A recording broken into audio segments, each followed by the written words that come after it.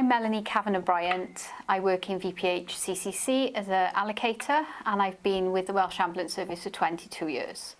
I have never had a flu jab before, and I've always shied away from it. I've never thought that it would affect me. I've thought it was an elderly disease as opposed to being for somebody young, until last year when I was taken unwell very quickly. I attended GP out of hours and they sent me straight to the Royal Gwent Hospital. And after a few hours of being in MAU and having several tests done, I was tested positive for influenza. It was quite scary and I was really shocked. All the doctors and nurses who then attended to me were masked up, which was really frightening.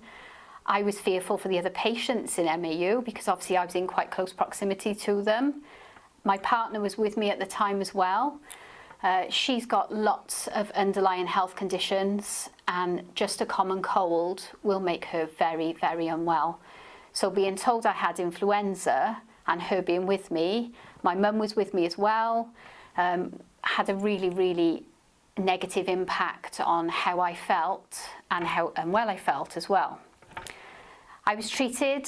I got much better. I improved within a few hours after having IV antibiotics and some paracetamols.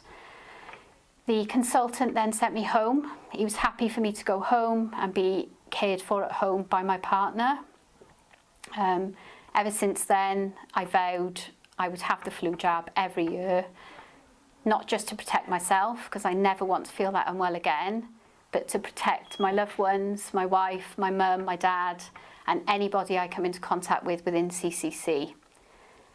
I can only say a positive message is it takes 2 seconds, it doesn't hurt, and it lasts a whole year until you have it done the next year, which will protect you again and protect all the people around you.